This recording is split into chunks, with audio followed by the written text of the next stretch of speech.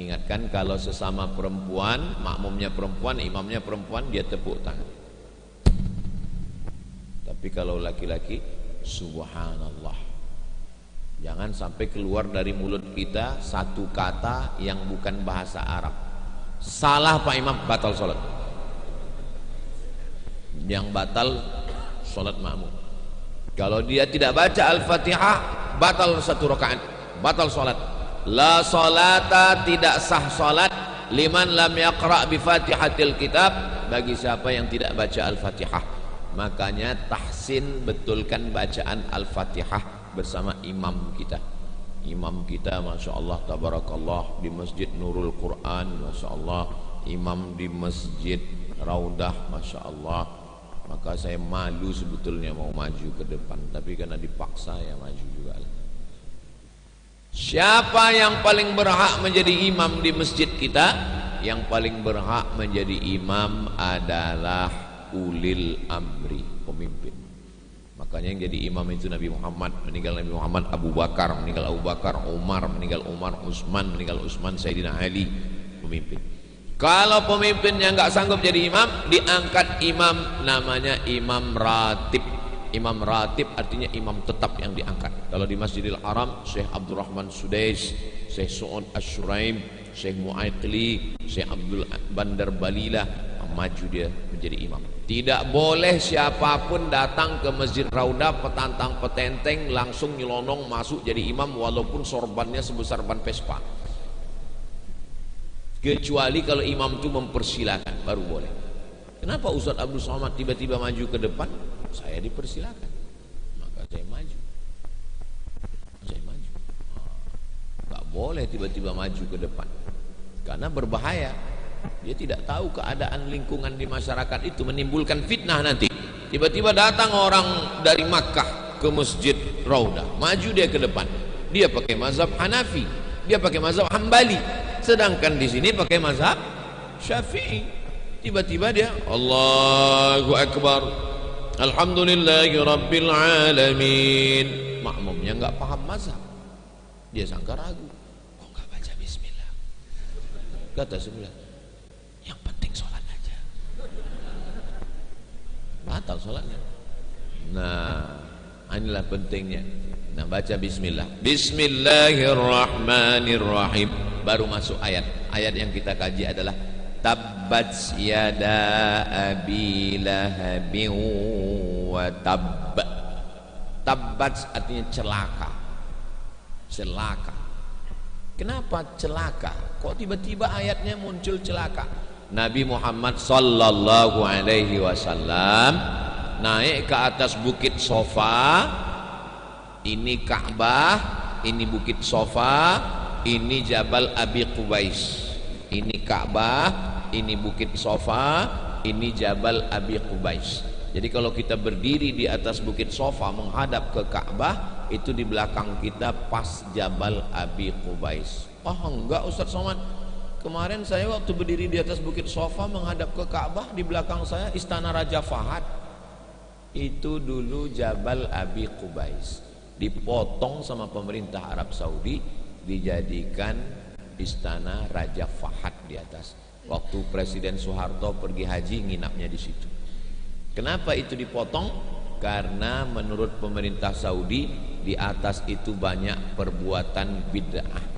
Karena di atas Jabal Abi Qubais adalah pusatnya tarekat Naqsyabandiyah, itu pusatnya di atas Jabal Abi Qubais. Dulu di atas itu ada namanya Masjid Bilal. Masjid Bilal dipotong, dijadikan istana, hilang satu sejarah Islam, Jabal Abi Qubais. Lalu kemudian Nabi naik ke atas bukit Sofa. Nabi bertanya, dikumpulkannya semua orang Makkah, seandainya aku katakan di belakang Jabal Abi Qubais ini ada musuh yang akan menyerang kita, apakah kalian percaya? Semua orang Makkah menjawab, shadaqnaka, kami percaya. Seandainya aku katakan di belakang Jabal Abi Qubais, bukit yang besar ini, ada musuh yang akan menyerang kita, apakah kalian percaya? Shadaqnaka, kami percaya ya Muhammad sallallahu alaihi wasallam. Karena dari kecil kami sudah menggelar engkau Al-Amin. Kami percaya. Seandainya ku katakan malaikat Jibril sudah datang kepadaku membawa wahyu dan aku adalah seorang nabi terakhir, apakah kalian percaya? Berdirilah seorang laki-laki, lalu laki-laki itu berkata, tabban laka ya Muhammad, celakalah engkau.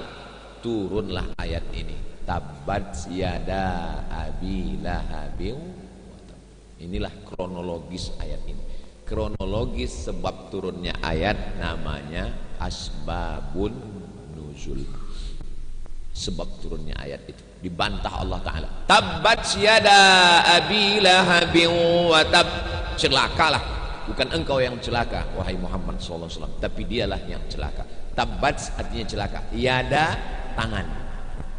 Satu tangan yada yadun, dua tangan yadani. Tapi dua tangan yadani. Kok di sini nunnya hilang? Tabbat yada. Mana nunnya?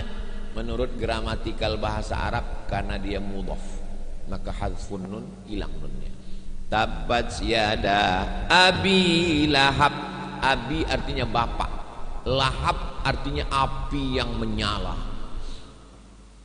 Kalau ada orang datang, menyala abangku, abi lahab. Abi lahab. Lahab itu artinya kita bakar kayu, lalu kemudian apinya naik ke atas, itu namanya lahab. Abi lahab artinya bapak menyala. Kenapa dia disebut dengan Abu Lahab? Karena dia orang yang paling ganteng di Mekah. Saking gantengnya seperti api yang menyala. Makanya kalau ada orang ganteng tapi nggak sholat, hai Abu Lahab, hai bapak ganteng. Lahab itu hanya panggilan. Nama asli dia adalah Abdul Uzza. Abdul artinya hamba, Uzza artinya berhala. Abdul Uzza, hamba berhala.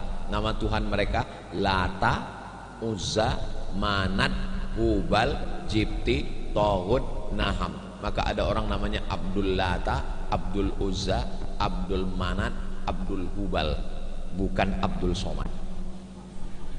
Kalau ini Abdul Somad, hamba Allah. Makanya nama yang paling bagus adalah nama yang menisbatkan diri kepada Allah. Kasihlah anak namanya nama-nama yang syirik dirubah Nabi. Ada orang namanya Abdul Ka'bah, nggak boleh menghambakan diri kepada Ka'bah. Masuk Islam, namanya diganti Nabi jadi Abdullah. Kebetulan anaknya nikah dengan Nabi, anaknya masih gadis, maka dipanggil dengan Abu Bakar. Bakar artinya gadis. Abu Bakar bapak yang anaknya gadis nikah dengan Nabi, itulah dia Abu Bakar As-Siddiq. Ada orang namanya Abdus Syams, Syams matahari. Abdus Syams, hamba matahari. Lalu kemudian dirubah Nabi, masa menghambakan diri kepada matahari, syirik. Dirubah namanya menjadi Abdurrahman. Tapi karena selalu bawa kucing, dipanggil Abu Hurairah. Selalu bawa kucing, bapak kucing. Selalu bawa ayam, bapak ayam. Selalu bawa anjing, Abu Kilab. Nah, jadi Abu itu biasanya selalu membawa sesuatu. Selalu bawa kumis, Pak Kumis. Sama di tempat kita, Abu itu artinya bukan bapak kandung, maksudnya bapak, maksudnya bapak. Kebetulan ada orangnya putih, Pak Putih. Ada orang hitam, Pak Hitam. Itu Abu. Itu najis, haram disebut, mesti kumur-kumur. Enggak layak nama dia disebut dalam masjid. Lebih layak menyebut Abu Lahab. Jangan bapak tersinggung. Sampai mana tadi? Tabbat yada abi lahabin wa tab. Dua kali diulang. Tabbat yada abi lahabin wa tab. Celakalah dia, celakalah dia. Kenapa dia celaka? Jawabannya yang kedua. Tabbat yada abi lahabin wa tab. Ma aghna, ma tidak. Aghna mencukupi, menolong, membantu. Ma'aghna anhu maluhu, hartanya tidak bisa menolongnya. Abu Lahab itu ternyata kaya sekali dia. Dari mana Ustaz tahu dia kaya? Abu Lahab punya pembantu budak hamba sahaya namanya Suwaibah. Siapa namanya? Suwaibah, pakai ta, Suwaibah. Lalu Suwaibah ini dipanggil Abu Lahab. Sini Suwaibah. Suwaibah pun datang. Ada apa tuan Abu Lahab? Tolong jaga adik ipar saya sedang hamil tua, nanti kalau dia melahirkan kasih tahu ke saya kalau anaknya sudah lahir. Baik tuan. Lalu Suwaibah pun menjaga adik ipar Abu Lahab. Nama adik iparnya Aminah. Aminah sedang hamil, suaminya sudah meninggal. 2 bulan umur kandungan meninggal suaminya. 12 Rabiul Awal lahirlah anak itu. Diberi nama Muhammad. Yang ngasih nama itu kakeknya Abdul Muttalib. Datanglah Suwaibah. Wahai tuan Abu Lahab, ya, keponakanmu sudah lahir. Laki-laki apa perempuan? Zaman itu kalau lahir perempuan langsung digali tanah, kubur hidup-hidup. Laki-laki tuan. Senangnya Abu Lahab punya keponakan laki-laki. Maka apa kata dia kepada Suwaibah? Kamu yang membawa berita ponakan saya lahir, saya senang sekali Suwaibah. Maka kamu sejak detik ini, hari Senin ini, kebetulan ini hari Senin ini sekarang. Kamu mulai hari Senin ini Suwaibah, kamu tidak lagi jadi budak, kamu bebas. Makanya orang yang pertama bersedekah waktu Nabi lahir adalah Abu Lahab. Bersedekahnya bukan 1 ekor kambing. 1 ekor kambing 3 juta. 1 ekor sapi 20 juta. Itu sudah sapi besar. Dia bersedekah 1 orang budak. 1 ekor onta 50 juta. Sebetulnya lebih, tapi karena kita udah lama kenal 50 juta. Dia bersedekah bukan 1 ekor unta. 1 orang budak lebih mahal daripada seekor unta. Jadi kalau 1 ekor unta 50, ini 1 orang budak lebih kurang 75 juta. Berarti Abu Lahab bersedekah pada hari Senin saat Nabi lahir 75 juta. Makanya kalau ada orang sorong yang bersedekah nanti pas 12 Rabiul Awal 75 juta pas maulid, itu baru selevel Abu Lahab. Nah, kan. Jadi kalau di bawah itu Pak Ustadz, ya mohon maaf lah. Abu Lahab mati dalam keadaan kafir, enggak Islam. Abu Lahab bin Abdul Muttalib, Abdullah bin Abdul Muttalib, Abbas bin Abdul Muttalib, Hamzah bin Abdul Muttalib, Abu Talib bin Abdul Muttalib. Itu yang masyhur, yang 5 itu. Tapi sebetulnya mereka saudara 10 laki-laki. Makanya Abdul Muttalib bernazar, nanti kalau anak saya 10 laki-laki, salah satunya saya sembelih. Lain nazarnya. Ya Allah, kalau anakku 10 laki-laki, ku sembelih 1 untuk berkurban kepadamu. Lahir anaknya 10. Yang mana mau disembelih? Diundi. Diundi, jatuh undian kepada Abdullah, ayahnya Nabi Muhammad. Lalu kemudian tidak jadi disembelih, ditebus dengan hewan tebusan, unta dan kambing. Makanya Nabi Muhammad itu disebut dengan ana ibnu dzabihaini, saya anak dari 2 orang yang hampir disembelih. Siapa 2 orang yang hampir disembelih? Yang pertama Ismail, yang kedua Abdullah. 2 orang hampir disembelih. Di Indonesia bukan cuma 2 orang, ribuan hampir disembelih. Kapan? G30 SPKI. Sembelih. PKI itu kalau bangkit menyembelih. Nauzubillah. Mudah-mudahan Allah menjaga negara kesatuan Republik Indonesia. Nah, Abu Lahab ketika Nabi lahir, dia bersedekah membebaskan seorang budak hari Senin. Saudara kandungnya namanya Abbas bermimpi. Ini Ustaz, ini cerita mimpi ini dari mana? Ada hadisnya sahih dalam Sahih Al-Bukhari. Saya ngomong ini bukan hadis dhaif, hadis sahih dalam Sahih Bukhari. Abbas bermimpi. Ketika Abbas bermimpi melihat Abu Lahab, lalu dia tanya, "Hai Abu Lahab, ya, kamu masuk neraka?" Of course. Tidak diragukan lagi, karena tabbat syada Abi Lahabil wa tab. Kau masuk neraka Abu Lahab? Iya. Panas enggak neraka itu? Panas, kata Abu Lahab. Khuffifa alayya fi kulli itsnain li'itaqi Suwaibah. Tapi azab saya diringankan setiap hari Senin karena saya memerdekakan Suwaibah. Coba lihat, orang kafir sekalipun kalau dia senang dengan maulid, bersedekah maulid, diringankan azabnya setiap hari Senin. Makanya kalau ada orang yang suka maulid tapi nggak sholat, itu dia memang masuk neraka, tapi azabnya ringan setiap hari Senin. Nauzubillah, nauzubillah, nauzubillah. Kita 7 kali berdoa habis subuh. Allahumma ajirna minan nar, Allahumma ajirna minan nar, Allahumma ajirna minan nar, Allahumma ajirna minan nar, Allahumma ajirna minan nar, Allahumma ajirna minan nar, Allahumma ajirna minan nar. Rabbana atina fid dunya hasanah wa fil akhirati hasanah wa qina azabannar. Setan sudah bangun. Dari mana Ustaz tahu setan sudah bangun? Udah jam 6.16. Bangun setan. Matahari udah terbit, bro, kata dia. Dia pun mulai mendampingi matahari sampai setinggi tombak, kita lewatkan sampai dia pergi. Habis itu setannya kemana Pak Ustaz? Ya sesuai dengan SOS, standar operasional setan.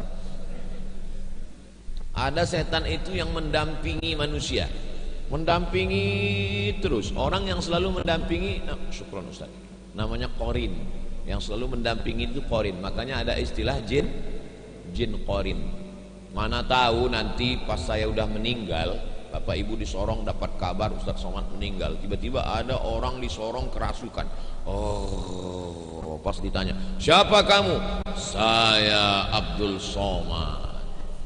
"Kalau memang betul kamu Abdul Somad, kapan kamu datang ke Sorong?" "Saya datang ke Sorong pada tanggal 23 September 2018 dan yang kedua itu saya subuh di Masjid Raudhah pada tanggal 25 Agustus." "Oh, ini betul Ustaz Somad." "Betul kamu Ustaz Somad?" "Sudah tahu kok nanya." Apakah itu Abdul Somad yang masuk itu? Bukan. Itu adalah jin korin. Saya mati, jin korin saya tetap hidup dan dia ingat file-file lama itu. Maka dia itu, makanya jangan mau dibohongi jin korin. Jin korin itu nempel orang, tapi ada jin yang tidak nempel orang. Dia kemana-kemana, itu namanya jin non-job. Nggak jelas kerjanya. Ini dia kemana-mana. Itulah jin non-job, inilah yang ganggu-ganggu orang kerasukan itu. Makanya kita selalu berdoa, minta sama Allah, Bismillahi tawakkaltu 'ala Allah, la haula wala quwata illa billah. Kenapa Islam itu semuanya pakai doa? Ya supaya jangan ditempel setan. Masuk ke masjid, Allahumma aftahli abwaaba rahmatik. Luas masjid, Allahumma inni as'aluka min fadlik. Masuk toilet, Allahumma inni a'udzubika minal khubuthi wal khaba'ith. Setelah keluar, bacanya di luar bukan di dalam. Ghufranaka. Melihat wajah di cermin, innalillah. Apa pula itu bacaan? Allahumma kama hassanta khalqi fahassin khuluqi. Tapi saya Pak Ustaz nggak hafal doa-doanya. Baca aja bismillah semua. Bismillah, bismillah. Doa yang paling makbul apa Pak Ustaz? Allahumma barik lana fima razaqtana wa qina adzabannar. Tabbat yada abi lahabin wa tabb. Ma aghna anhu maluhu. Hartanya yang begitu banyak dia pakai bersedekah, tidak bisa menolong dia. Mudah-mudahan harta kita bisa menolong kita. Ini Masjid Raudhah ini mahal sekali ini, tiangnya aja berbalut emas. Tapi jendelanya tidak pakai terali besi. Ini menunjukkan kota Sorong ini aman. Mana buktinya? Buktinya Ustaz Somad bisa masuk ceramah.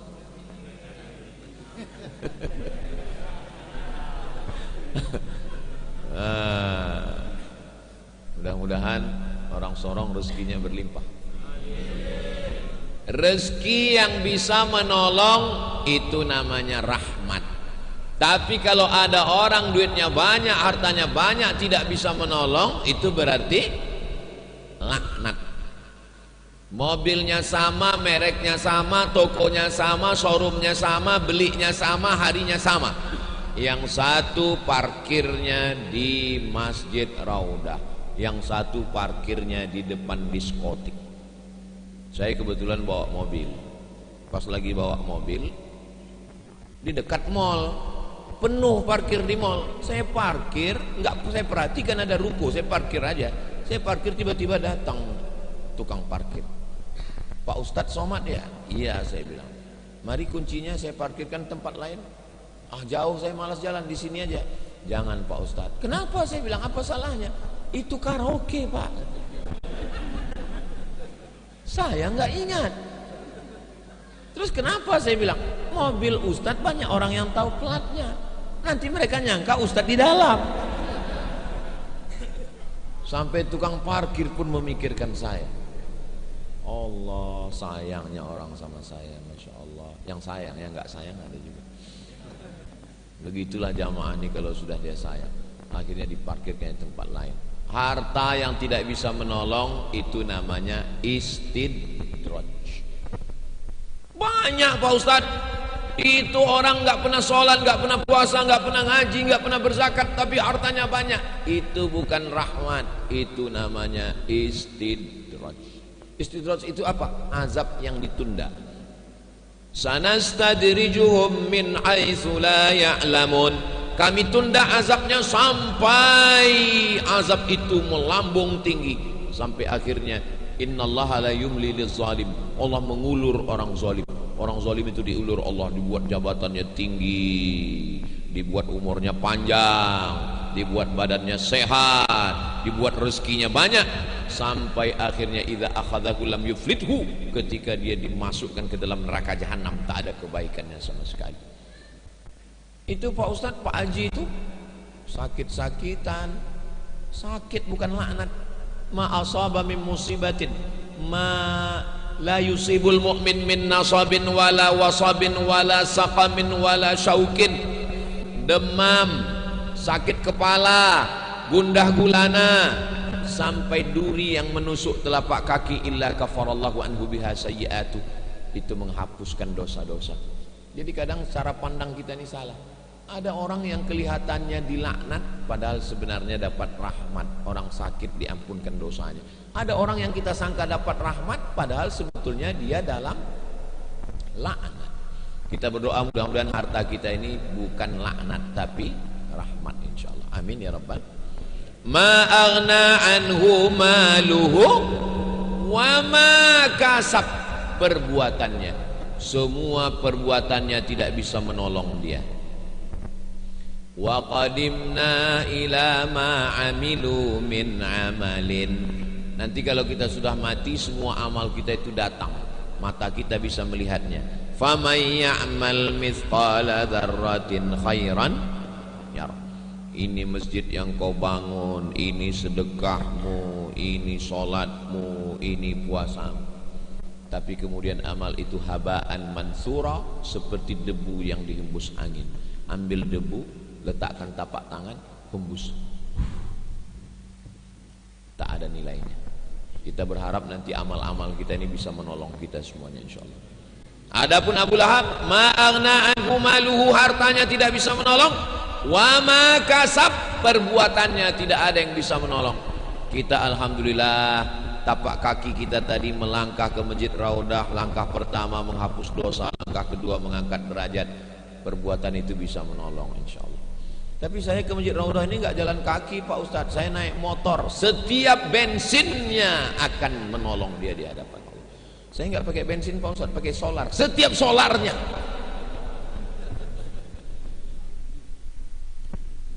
Tapi ini Pak Ustadz metik Pak Ustadz, nggak pakai gigi. Setiap metiknya.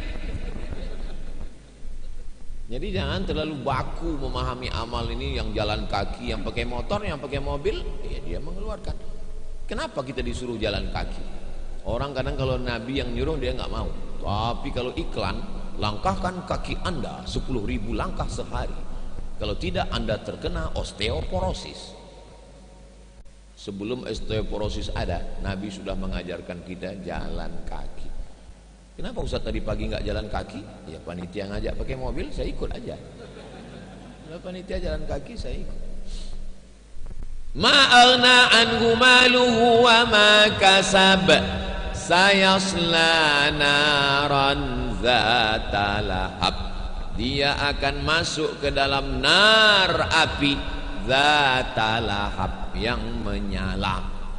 Sebagaimana dia dulu di dunia menyala, maka di akhirat juga dia kena azab yang menyala.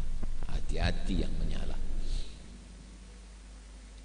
Apa yang menolong diri kita? 3. Yang pertama harta, yang kedua amal, yang ketiga istri. Man tazawwaja, siapa yang menikah, faqad istakmala nisfal iman, dia sudah menyempurnakan setengah imannya. Dan di sorong ini derajat istri lebih tinggi daripada suami. Kenapa? Itu istrinya di atas. Dan Abu Lahab, ma'aghna anhu maluhu, hartanya nggak bisa nolong. Wa ma kasab, amalnya nggak bisa nolong. Yang ketiga pun nggak juga bisa menolong. Siapa dia? Wa mra'atuhu, istrinya. Nama istrinya Ummu Jamil. Ummu artinya ibu, Jamil artinya cantik. Ummu Jamil, ibu cantik, suami ganteng, istri cantik, dua-duanya masuk neraka.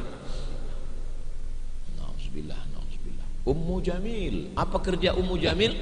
Datang ke rumah si anu, datang ke rumah si anu, datang ke rumah si anu, memprovokasi. Muhammad itu sahir, tukang sihir, dia majnun, orang gila, asatirul awalin, tukang dongeng. Maka azabnya apa diberikan Allah? Wa mara'atuhu hammalatal hatab, membawa bahan bakar api neraka. Sebagaimana dia membawa isu ke sini, maka di akhirat nanti dia membawa bahan bakar api neraka. Bayangkan itu. Api neraka itu panas, Pak Ustadz. Kau pikir aku pernah masuk? Terus kenapa Ustadz selalu ceramah? Saya menyampaikan ayat Quran, hadis Nabi. Kata Nabi SAW, diletakkan batu kerikilnya di bawah telapak kaki, yaghli biha dimaruhu, mendidih otak di kepala. Kira-kira berapa derajat Celcius, Pak Ustadz? Hah? Diletakkan kerikilnya di bawah telapak kaki, mendidih otakmu di kepala. Kau nanya berapa Celcius? Meletup itu termometer. Yaghli bihadi mauh. Kita di neraka itu nggak mati, kalau mati selesai. Kullama nadijat juluduhum, setiap kali kulit mereka gosong hangus, badalna juludan ghairaha, hangus ganti kulit baru, hangus ganti kulit baru, hangus ganti kulit baru, liyadzuqul azab, supaya mereka merasakan azab. Mudah-mudahan kita semua masuk surga langsung tanpa transit. Begitu jamaah Raudhah nanti masuk ke dalam surga, orang Islam itu kalau sudah di surga, yang pertama dia cari temannya. Jamaah saya dulu sama-sama ngaji, dulu sama-sama sholat, dulu sama-sama maulid di Raudhah. Dia di mana ya Allah? Kata malaikat, dia pesawatnya transit. Dia nggak naik pesawat langsung. Kebetulan saya hari ini habis ini ke airport dan pesawatnya transit di Jakarta. Nggak ada langsung dari Sorong ini ke Pekanbaru, nggak ada. Mesti transit. Tapi saya berharap di akhirat nanti nggak transit. Kita semuanya langsung masuk surga semua, insyaallah. Kepada semua jamaah Raudhah, langsung masuk surga. Masuk surga itu nggak sendirian. Masuk surga itu berjamaah. Wasiqal ladzina taqaw rabbahum ilal jannati zumara, mereka dibawa masuk surga zumara, berjamaah. Maka mudah-mudahan istiqomah berjamaah di Raudhah. Raudhah artinya taman. Kenapa disebut dengan Raudhah taman? Karena ini adalah salah satu dari taman-taman surga. Iza marartum biryadil jannah farta'u. Kalau kamu lewat di taman surga, jangan cuma lewat aja, ikut makan minum, karena di surga ada buah-buahan, ada taman, ada indah. Maka berhenti. Kata sahabat, mana ada taman surga di dunia ya Rasulullah? Taman surga itu di akhirat. Ada taman surga di dunia. Apa dia? Majalisus zikir, majelis-majelis zikir. Makanya selesai sholat zikir. Mohon maaf, Masjid Raudhah ini kalau selesai sholat ada zikirnya. Saya nggak tahu, jadi saya zikir aja. Saya zikir aja sendiri. Astagfirullahaladzim. Enggak, saya sangka nggak ada karena mic-nya nggak bunyi kan. Astagfirullah, rupanya dikasih. Maka saya pikir Astagfirullahaladzim, Astagfirullahaladzim, la ilaha illallah syarika la, Allahumma antas salam, subhanallah, alhamdulillah, Allahu akbar, afdalu dzikri fa'lam annahu la ilaha illallah. Kenapa kita berzikir? Karena malaikat-malaikat datang ke majelis zikir. Ketika malaikat mendengar majelis zikir, malaikat memanggil teman-temannya. Apa kata dia? Halummu, mari kemari. Inilah majelis yang kalian cari. Itulah maka setelah selesai zikir kita berdoa supaya malaikat ikut mengaminkan doa kita itu. Oke, sekarang banyak orang nggak mau lagi berzikir. Assalamualaikum warahmatullahi wabarakatuh. Macam ayam dapat beras. Duduk sejenak berzikir.